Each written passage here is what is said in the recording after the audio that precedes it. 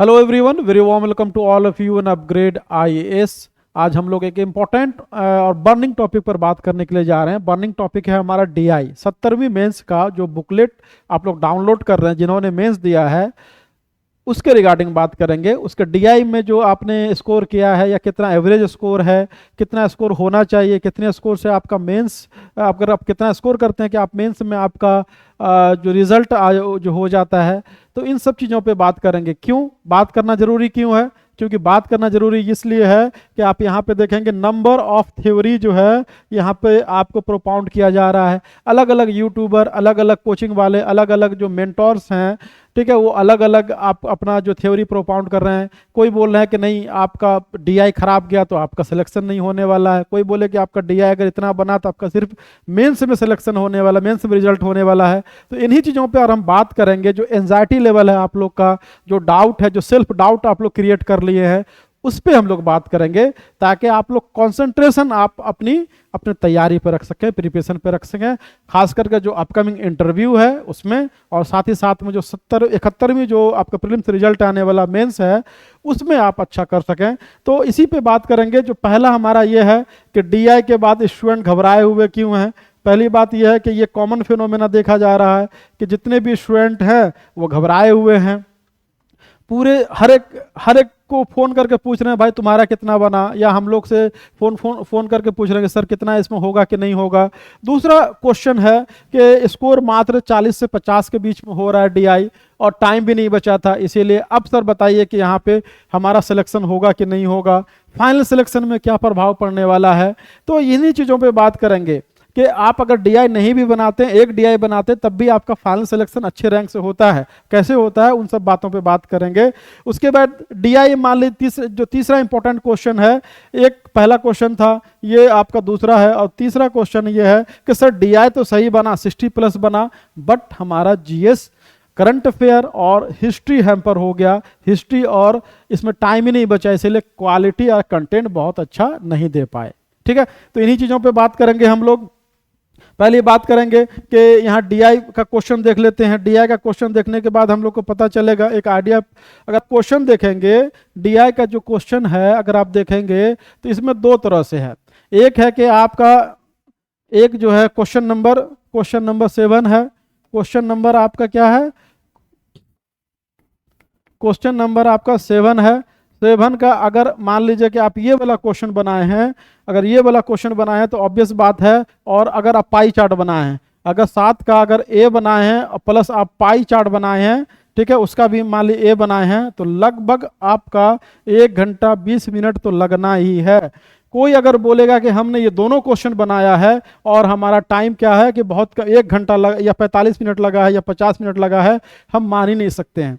ठीक है, आप ज़्यादा जितनी भी स्पीड से बनाएंगे, क्योंकि वहाँ पे आपको क्या करना होता है, आपको वहाँ पे स्टेप दिखाना होता है, और स्टेप दिखाने का मतलब है कि अगर आप ये वाला क्वेश्चन अगर आप ये करते हैं, ठीक है, ये वाला क्वेश्चन फर्स्ट क्वेश्चन 7 का और पाई चार्ट बनाते हैं, तो मिनिमम आपको 1 घंटा लगा होगा। तो ऑब्वियस बात है कि जब मिनिमम आपका 1 घंटा लगा तो 120 मिनट 80 मिनट आपको यहाँ पे लग गया। आपको 300 मिनट में आप 80 मिनट आप घटा दीजिए, कितना बचा? 220 मिनट लगभग, मतलब कि आपको वहां पे 2 घंटे से भी कम। ठीक है, 1 घंटा 40 मिनट, और 1 घंटा 40 मिनट में आपको क्या लिखना है? करंट अफेयर लिखना है, और आपको प्लस आपको हिस्ट्री लिखना है।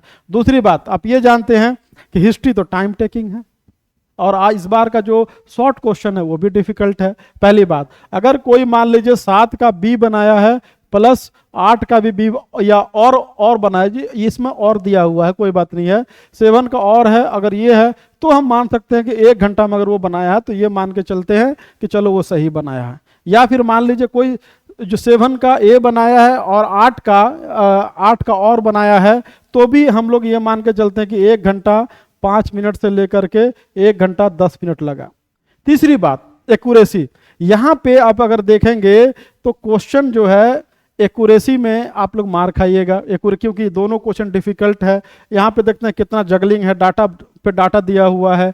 पाई चार्ट में देखेंगे तो पाई चार्ट इतना आसान नहीं है, क्योंकि और दूसरी बात यह है कि सारे स्टूडेंट पाई चार्ट बनाना पसंद करते हैं।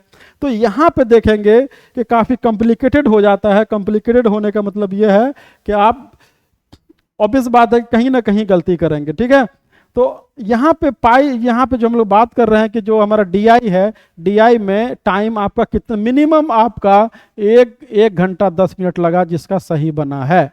अब 1 घंटा मिनिमम 1 घंटा 10 मिनट लगा, इसका मतलब है कि करंट अफेयर और हिस्ट्री मार खाया।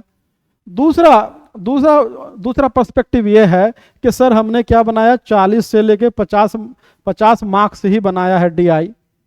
अब यहाँ पे देखते हैं उन लोग का पोजीशन क्या है, उन लोग को घबराना चाहिए या नहीं चाहिए, ठीक है, उन लोग को क्या टेंशन लेना चाहिए। तो हम तो कहेंगे बिल्कुल टेंशन मत लीजिए, यहाँ पे टेंशन की कोई बात नहीं है। अगर आप 40 से 50 मार्क्स इसमें लेकर के आ रहे हैं, ठीक है, और अगर मान लीजिए आप यहाँ पे 110 लेकर के आ रहे हैं, तो ऑब्वियस बात है फिर भी आपका कितना 160 मार्क्स आ रहा है।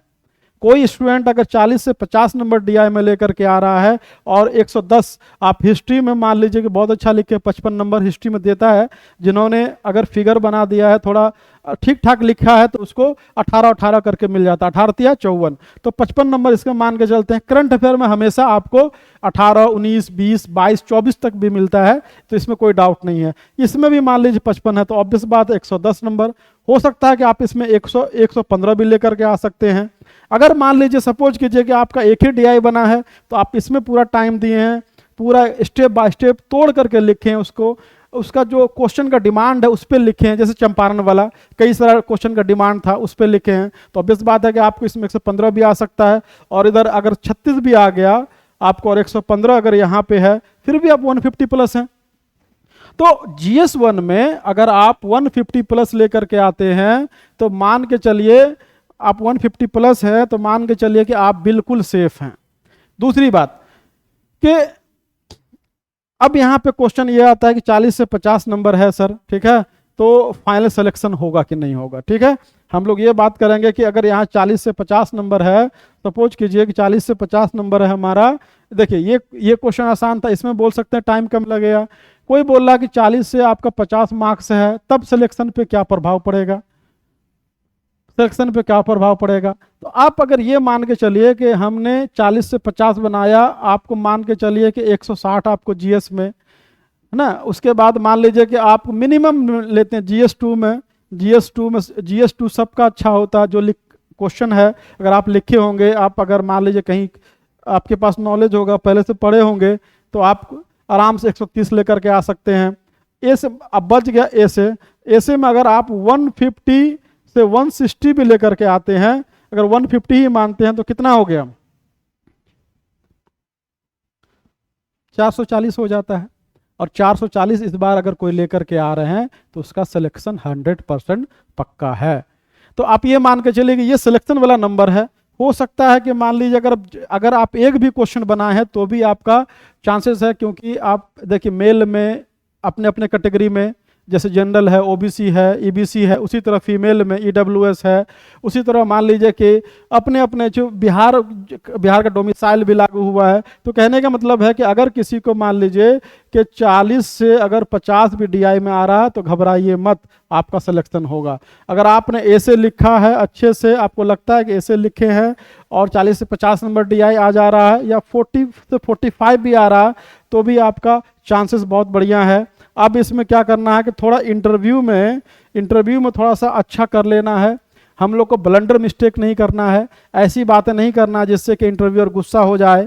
और अपना एक अभी से हम लोग एक इंटरव्यू में हम लोग जो प्रिपरेशन करेंगे कि कैसे हम लोग एक जो डिसेंट मार्क्स मतलब 80 से 85 के बीच में लेकर के आ जाएं, तो उसके लिए तैयारी हम लोग खुद यहाँ भी करवाते हैं, अपने स्टूडेंट को गाइड करते हैं। बाद में जो भी बाहर के स्टूडेंट है उसको भी फ्री ऑफ कॉस्ट में हम लोग करते हैं। तो बाद में हम लोग आप लोग ज्वाइन कर सकते हैं, टेलीग्राम चैनल भी ज्वाइन कर सकते हैं।